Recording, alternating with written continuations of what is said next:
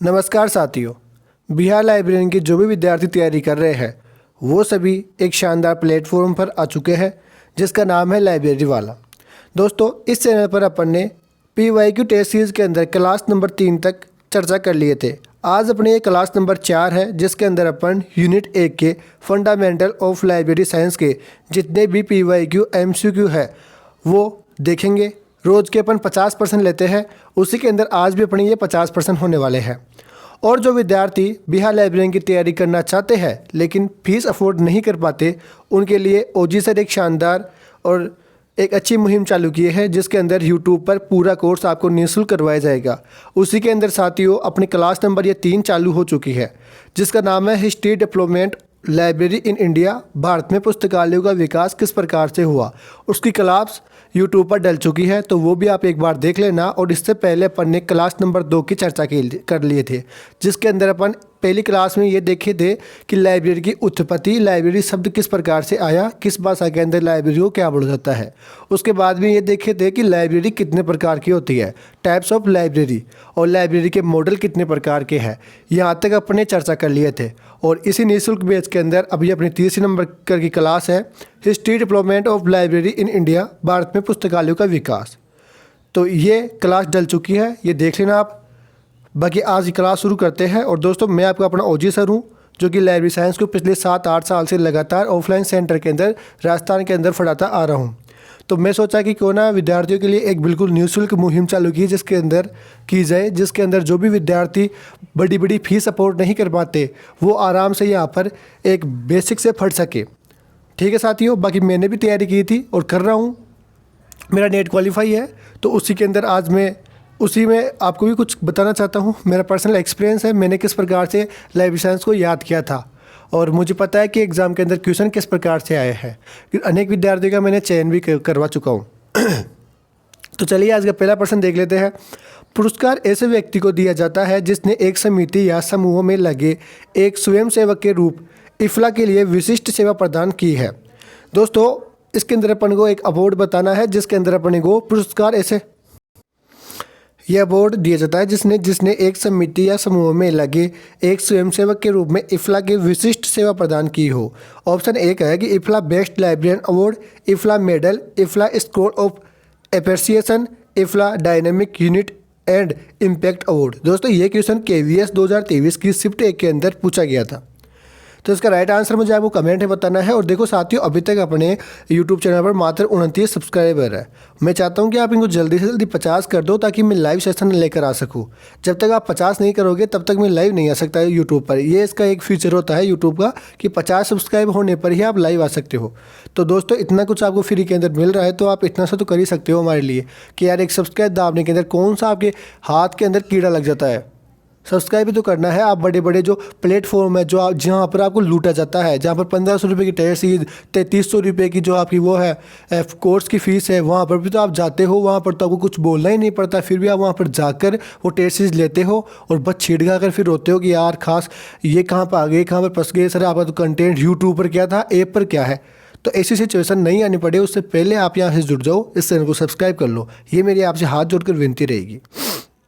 और देखो ये कितना बदनसीब है इस कलयुग के अंदर कि जो फ्री के अंदर वो कंटेंट दे रहा है उसको हाथ जोड़कर विनती करनी पड़ती है कि आप हमारे लिए इतना सा कर दो। बाकी हम आपके पास कोई फीस फूस कुछ भी नहीं ले रहे। ठीक है, तो इसका राइट आंसर दोस्तों अपने ऑप्शन नंबर C आएगा, इफ्रा स्कोर ऑफ एप्रिसिएशन अवार्ड। अब अगला क्वेश्चन देखिए, निम्नलिखित में से कौन सा एक राष्ट्रीय का गृहत्व ONOS पहले का उद्देश्य है। ऑप्शन 1 है राष्ट्रीय और अंतर्राष्ट्रीय वैज्ञानिक शैक्षणिक विषय वस्तु के लिए देशव्यापी अभिरास प्रदान करना, मात्र अंतर्राष्ट्रीय वैज्ञानिक तथा शैक्षणिक विषय वस्तु के लिए देशव्यापी अधिगम प्रदान करना, राष्ट्रीय वैज्ञानिक तथा शैक्षणिक विषय वस्तु के लिए चयनित अधिगम प्रदान करना, मात्र राष्ट्रीय वैज्ञानिक विषय वस्तु के लिए देशव्यापी अधिगम प्रदान करना। यह भी KVS के अंदर पूछा गया था, बताइए।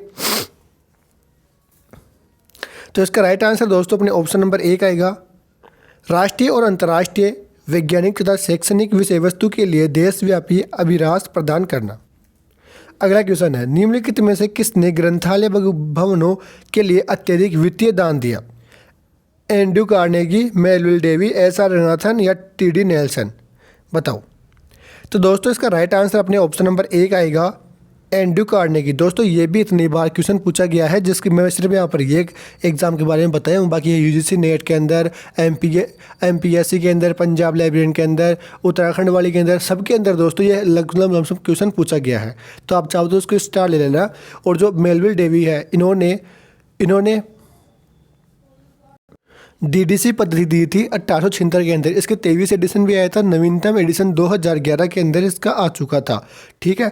और डीडीसी क्या होती है दोस्तों, ये सब मैं आपको जो अपनी ऑफलाइन बिल्कुल फ्री वाली क्लासेस चल रही है उसके अंदर बताऊंगा। यहाँ पर बेसिक सा बता दूँ, जो बिल्कुल नए विद्यार्थी है, अब जो पहले पढ़ चुके हैं उनको तो ऐसा लगता है कि यार डीडीसी तो यह है एक वर्गीकरण पद्धति है, लेकिन जो पहली बार विद्यार्थी आते हैं ना, जिनको नहीं पता रहता, वो कन्फ्यूज रहते हैं कि सर डीडीसी क्या होती है, ये क्या होती है। और बाकी जो पेड कोर्स है उनके अंदर सीधा बता दिया जाता है कि डीडीसी ये है और ये कर दो। लेकिन डीडीसी एक वर्गीकरण पद्धति है जिसके द्वारा किताबों को वर्गीकरण किया जाता है। और मेलविल डेवी अमेरिका के एक बहुत बड़े लाइब्रेरियन थे, जिन्होंने 1876 के अंदर ये डीडीसी पद्धति दी थी। इसके 23 एडिशन आए थे और अभी अपने को 1900 एडिशन पढ़ाया जाता है। बाद में बात करते हैं डॉक्टर एस.आर. रंगनाथन की। तो डॉक्टर एस.आर. रंगनाथन के दोस्तों भारत के अंदर बहुत बड़े लाइब्रेरियन थे। इन्होंने सीसी पद्धति दी थी। सीसी के 7 एडिशन आए थे। पहला एडिशन 1933 के अंदर आया था और नवीनतम एडिशन 1987 के अंदर आया था। जो शुरू के 3 एडिशन थे, 7 एडिशन थे, उसके अंदर जो शुरू के 3 थे वो बिल्कुल कठोर पक्षात्मक थे, उसके अंदर अपन हेर बदल नहीं कर सकते। और फिर बाद में जो 3 एडिशन आते हैं उनका वो बिल्कुल मुक्त पक्षात्मक आते हैं, जिनके अंदर अपन कुछ भी हेर बदल कर सकते हैं, मतलब कि नया ला सकते हैं लेकिन हटा नहीं सकते। और जो 7वां एडिशन आता है वो बिल्कुल फ्री मुक्त पक्षात्मक आता है, जिसके अंदर अपन कुछ भी कर सकते हैं, कुछ भी ला कर नया जोड़ सकते हैं, उसके अंदर से हटा सकते हैं, ऐसा कर सकते हैं। इस प्रकार से इसके 7 एडिशन थे। ठीक है, यहाँ तक क्लियर। आगे देखो, निम्नलिखित सूचना साक्षरता की परिभाषा किसने दी? कब और क्यों सूचना की आवश्यकता है? यह कहाँ मिलेगा? यह जानना और उचित अनुचित का विचार करके इसका मूल्यांकन, उपयोग तथा संप्रेषित करना। ए स्लिप, इफ्ला, ALA स्लिप। यह भी दोस्तों KVS 2023 के अंदर क्वेश्चन पूछा गया था। तो इसका राइट आंसर दोस्तों अपने ऑप्शन नंबर 1 आएगा,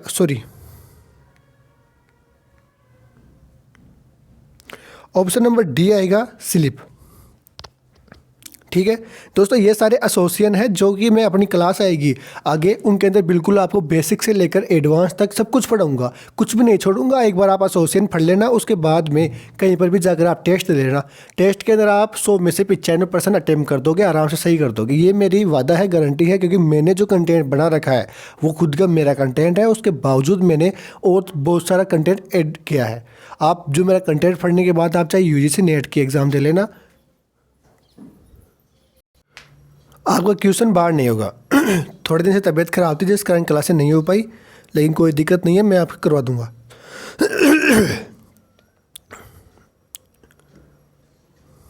चलिए अगला क्वेश्चन देखते हैं अपन। मार्केस VIP संधि संबंधित है। ये भी KVS 2023 की शिफ्ट 1 के अंदर पूछा गया था। ऑप्शन 1 है सभी के शिक्षा सुगम कराने में, दृष्टि बाधित व्यक्तियों और मुद्रण पठन अशक्त व्यक्तियों के द्वारा प्रकाशित कृतियों तथा तक अधिगम सुगम करने से, सभी शिक्षावादियों के द्वारा समस्त प्रकाशित कृतियों तक अधिगम सुगम करने में, और दृष्टि बाधित व्यक्तियों के द्वारा क्षण दर्श से सामग्री तक अधिगम सुगम कराने में। तो देखो दोस्तों, इसका आंसर तो आपको प्रश्न के अंदर ही दे दिया गया है। Right answer option number B आएगा, दृष्टि बाधित व्यक्तियों और मुद्रण पठन अशक्त व्यक्तियों के द्वारा प्रकाशित कृतियों तथा तक अधिगम सुगम करने में। चलिए अगला प्रश्न देखते हैं।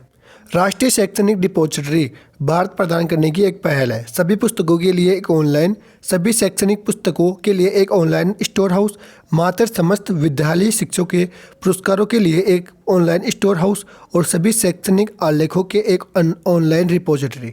यह भी KVS के अंदर क्वेश्चन पूछा गया था। तो दोस्तों इसका राइट आंसर अपने ऑप्शन नंबर बी आएगा, सभी शैक्षणिक पुस्तकों के लिए एक ऑनलाइन स्टोर हाउस।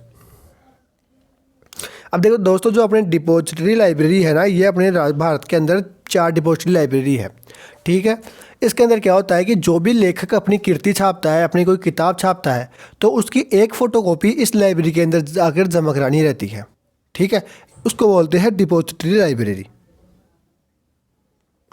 आगे देखो, CIP इंडिया परियोजना की शुरुआत हुई है RRRL द्वारा। ये भी दोस्तों एक एसोसिएशन है जो सार्वजनिक पुस्तकालय के लिए काम करता है। इसकी स्थापना भी 1972 के अंदर हो जाती है, वो भी कलकत्ता के अंदर होती है। ये दोस्तों संस्कृति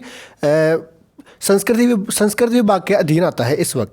दिल्ली पब्लिक लाइब्रेरी 1954 के अंदर इसकी स्थापना होती है। निस्केर और भारत का राष्ट्रीय पुस्तकालय। दोस्तों भारत का राष्ट्रीय पुस्तकालय भी 3 भागों के अंदर बना था। सबसे पहले तो अपने था कलकत्ता लाइब्रेरी, फिर दूसरे चरण के अंदर आता है इम्पेरियल लाइब्रेरी और तीसरे चरण के अंदर बनता है भारत का राष्ट्रीय पुस्तकालय जो कि कलकत्ता के अंदर आता है।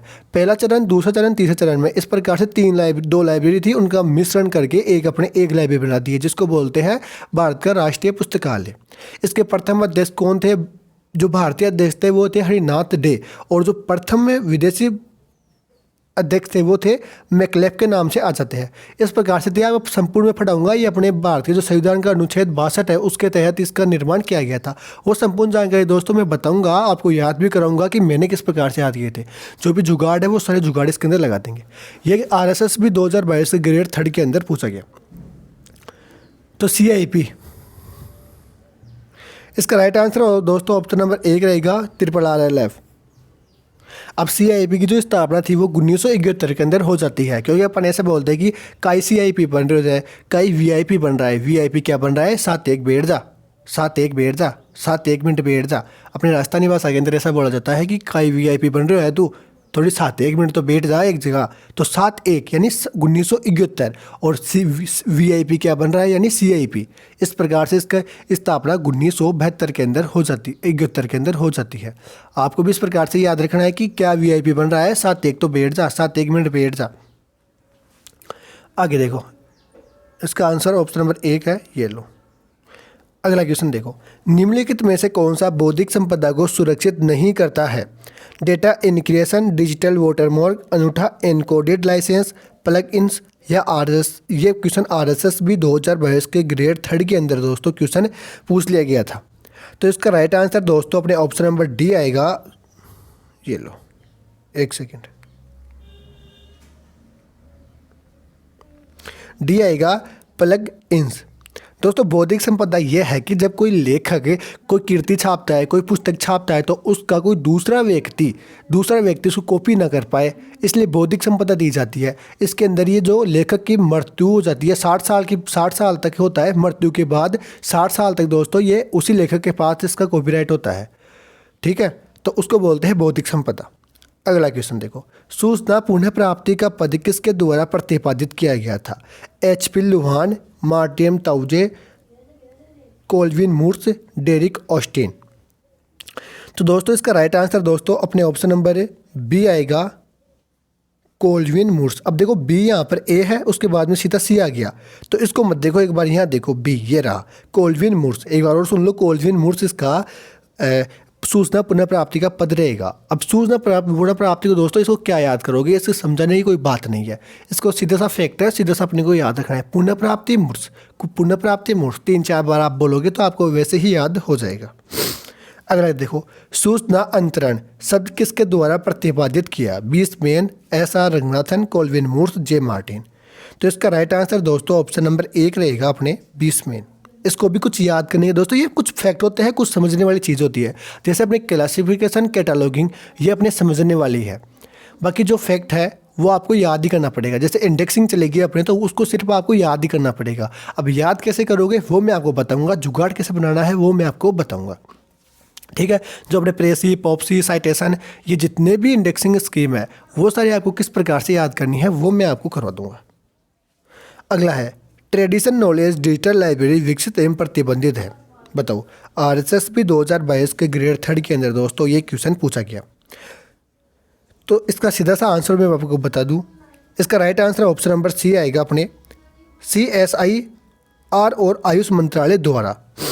ठीक है दोस्तों, अपनी डिजिटल लाइब्रेरी आती है ना, उसकी स्थापना होती है, तो डिजिटल लाइब्रेरी से यह संबंधित है। जब डिजिटल लाइब्रेरी चालू होगी तो वहाँ पर आपको सब कुछ बताया जाएगा। ग्रंथों आधिकारिक प्रकाशन है ILA Indian library association, IATL IS, at least की स्थापना एटलिस्ट द्वारा, RRRLF, IASL IS, एजलिक द्वारा। तो इसका राइट आंसर दोस्तों ग्रंथना अपने RRLF की आ जाती है, ऑप्शन नंबर सी आएगा। अब दोस्तों ये सब एसोसिएशन है, जैसे ILA की स्थापना 13 सितंबर 1933 को होती है, इंडियन लाइब्रेरी एसोसिएशन। ये भारत के अंदर जितने भी पुस्तकालय हैं उनको समर्थक देता है। बाद में एजलिक की बात करते हैं तो ये स्पेशल जो लाइब्रेरी होती है उनके लिए बनाया गया था। और जो एटलीस्ट है, ये जो टीचर्स लाइब्रेरी होती है टीचरों के लिए, उसके लिए ये एसोसिएशन बनाया गया था। अगला प्रश्न देखो, शब्द अभिलेखागार सर्वाधिक प्रासंगिक है? ऐतिहासिक सामग्री से, राष्ट्रीय ग्रंथ सूची से, निःशुल्क प्रभार से, परिवार के सदस्यों से? बताओ शब्द लेखागार। तो दोस्तों शब्द अभिलेखागार ये अपने ऑप्शन नंबर सी 1 नंबर आएगा, ऐतिहासिक सामग्री से आएगा। ऑप्शन नंबर ए इसका राइट आंसर रहेगा। अगला देखो, study of general categories application to classification नामक पुस्तक किसने लिखी थी? एरिक डी ग्रोलियर ने, बारबरा कामल ने, WC ब्रिविसेर्स ने या SR रंगनाथन ने? तो इसका राइट आंसर अपने ऑप्शन नंबर 1 आएगा, एरिक डी ग्रोलियर द्वारा। जो WC ब्रिविसेर्स थे दोस्तों, इसकी अनेक पुस्तकें थी, जैसे कि अपने बात करते हैं अपन कैनन ऑफ क्लासिफिकेशन आ गया, इंडेक्सिंग ऑफ क्लासिफिकेशन आ गया, इंट्रोडक्शन टू लाइब्रेरी क्लासिफिकेशन आ गया, और एक दो और थी इसकी बुक, ग्रामर ऑफ क्लासिफिकेशन आ गया। इस प्रकार से इसकी बहुत सारी बुक थी, यह भी आपको करवा दिया जाएगा। अगला है, प्रत्येक पुस्तक को उसका पाठक मिले कौन सा सूत्र है? प्रत्येक पुस्तक को उसका पाठक मिले, पुस्तकालय का दूसरा, तीसरा, चौथा या पहला सूत्र? बताइए। ये RSSB 2022 के जो एग्ज़ाम लगे थे ग्रेड 3 की, उसके अंदर पूछा गया था। बताओ। तो इसका right answer option number B आएगा, पुस्तकालय विज्ञान का तीसरा सूत्र। अगला है, स्टडी ऑफ जर्नल कैटेगरीज, ये तो अभी अपन ने देखे थे, ऑप्शन नंबर 1 इसका राइट आंसर मान लिया था। प्रत्येक, ये इसका ऑप्शन नंबर कौन सा आएगा? बी आएगा, तीसरा। किन्हीं दो उपसूत्रों या सिद्धांतों के मध्य विवाद की स्थिति में इसका निदान निम्नलिखित के माध्यम से संभव है? पोस्टुलेट्स द्वारा, सिद्धांत नियम द्वारा, पंचसूत्रों द्वारा या फेज डेसन द्वारा? बताइए।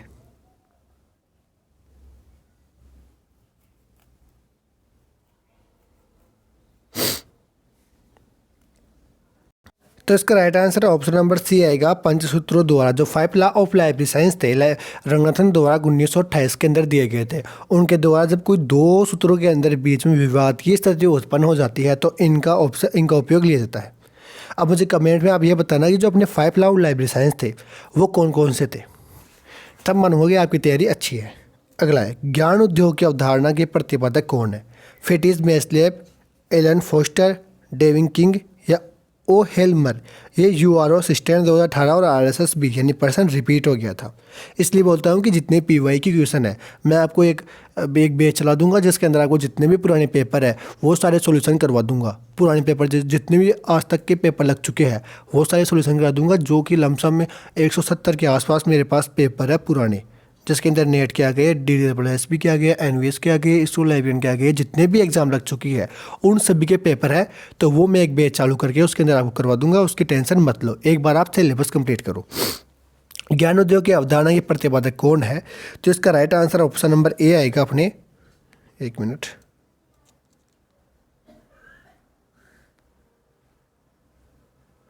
ए आ जाएगा फेटिस मेचलेब द्वारा। अगला, भारत में डिलीवरी ऑफ बुक्स एक्ट किस वर्ष में लागू हुआ? अब देखो दोस्तों, ये क्वेश्चन कितनी बार पूछा गया है। ISRO, URO, DSSB, RSSB, Punjab, CGPSC, KPSC, librarian grade जो 4th की थी 2017 के अंदर। तो भारत के अंदर डिलीवरी ऑफ बुक्स एक्ट किस वर्ष में लागू हुआ? ये अपने ऑप्शन नंबर सी 1954 के अंदर हुआ, 1954 के अंदर। अगला, किन्हीं दो, ये तो अभी देख लिया अपने, पंचसूत्र आएगा। अब है, विपो का पूर्ण रूप क्या था? तो बताओ विपो का पूर्ण नाम क्या था? तो इसका राइट आंसर देखो, पहला आया कि वर्ल्ड इंटेलेक्चुअल प्रॉपर्टी ऑर्गेनाइजेशन। तो ऑप्शन नंबर ए की इसका राइट आंसर रहेगा। ठीक है,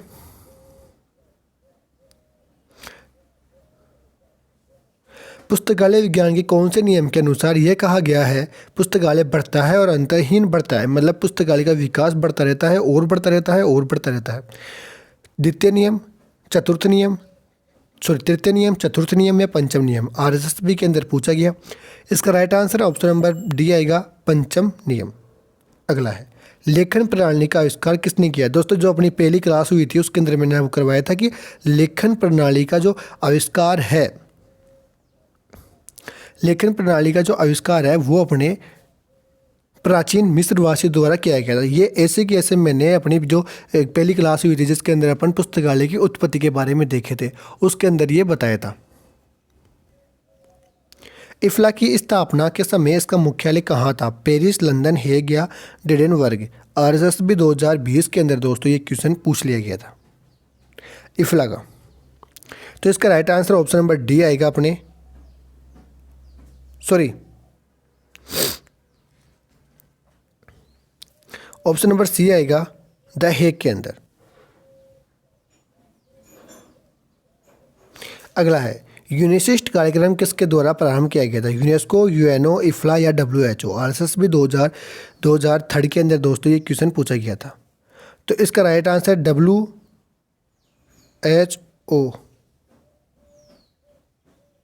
नहीं, इसका right answer option number C आएगा, इफ्ला। यूनिसिस्ट का कार्यक्रम इफ्ला द्वारा किया गया था। अगला है, निम्नलिखित में से कौन सा समूह कालानुक्रमिक क्रम में व्यवस्थित है? बताइए। ये क्वेश्चन मैं दोस्तों आपके लिए छोड़ूंगा, आप मुझे कमेंट बॉक्स में बताना कि इसका आंसर क्या आएगा। मैं देखता हूँ कि मेरी क्लास यहाँ तक कौन देख रहा है, तभी तो क्लास आगे रखेंगे, जारी नहीं फिर क्यों रखेंगे। अगला है, छात्र, अध्यापक और शोध छात्र की उपयोगिता है। बताओ। ये क्वेश्चन तो दोस्तों मैंने जो आपको टाइप्स ऑफ लाइब्रेरी वाली क्लास करवाया था उसके अंदर करवाया था कि विद्यार्थियों के लिए, छात्रों के लिए और शोध के लिए कौन सी लाइब्रेरी आती है? सार्वजनिक पुस्तकालय, विद्यालय पुस्तकालय, शासकीय पुस्तकालय या शैक्षणिक पुस्तकालय? बताओ। तो इसका right answer option number D आएगा, अपने शैक्षणिक पुस्तकालय। अगला है, यूनिवर्सिटीज न्यूज पत्रिका के प्रकाशक कौन है? UGC, NISCAIR, AIU, INFLIBNET? तो इसका right answer option number C आएगा, AIU। यूजीसी की स्थापना 1953 के अंदर हो जाती है। यशपाल इसके प्रथम अध्यक्ष थे। अगला, कौन से कमीशन ने महाविद्यालय के कुल बजट का 6.5 से 6.5 से 10% पुस्तकालय विकास के लिए सिफारिश की? कोठारी, भारतीय विश्वविद्यालय कमीशन, राधाकृष्णन के कमीशन, पुस्तकालय सलाहकार समिति? बताइए।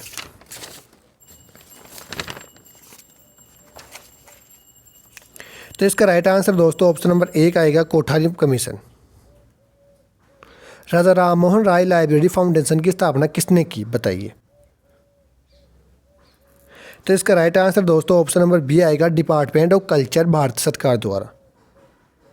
दोस्तों ये अपने YouTube पर बिल्कुल फ्री के अंदर कोर्स चल रहा है जिसकी प्राइस बिल्कुल भी कुछ भी नहीं है, फ्री है, बिल्कुल फ्री है, जिसकी प्लेलिस्ट आपको डिस्क्रिप्शन बॉक्स में देखने को मिल जाएगी, जिसके अंदर अपन ने 2-3 क्लास देख ली है और अपनी तीसरी क्लास है भारतीय पुस्तकालयों की उत्पत्ति। भारतीय पुस्तकालय की उत्पत्ति किस प्रकार से हुई, पहले पुस्तकालय कौन से थे, मध्य भारत में कौन से थे, आधुनिक पुस्तकालय कौन से हैं, उसकी जानकारी दोस्तों आज वाली क्लास के अंदर आपको देखने को मिल जाएगा, अगर होगी तो। ठीक है, और मैं चाहता हूँ कि जल्दी से जल्दी आप इसको सब्सक्राइब करके रखो चैनल को, ताकि लाइव सेशन से अपन हूबहू जुड़ सके, बात कर सके। अगर कोई डाउट हो तो क्लास के अंदर ही उसका सोल्यूशन हो सके। वो काम आपका है, फ्री के अंदर देना काम मेरा है, पढ़ना काम आपका है। बाकी आप चाहो तो 3300 वाला जो कोर्स है ना वो लेके देख लेना। उसके अंदर आपको जब आपको मन बढ़ जाए कि यार ये क्या दे रखे है, प्राइस इतनी है, कंटेंट जीरो है, तो फिर आप यहाँ पर आकर पढ़ सकते हो। बाकी जो विद्यार्थी ले चुके हैं वो चुपचाप सब्सक्राइब करके यहाँ पर चुपचाप पढ़ रहे हैं। ठीक है, जय हिंद, जय भारत। फिर मिलते हैं अपन अगली क्लास के अंदर। बाकी मैं चाहता हूँ कि आज मेरे 29 सब्सक्राइबर है और आगे आने वाली क्लास के अंदर कम से कम भी 100+ हो जाने चाहिए।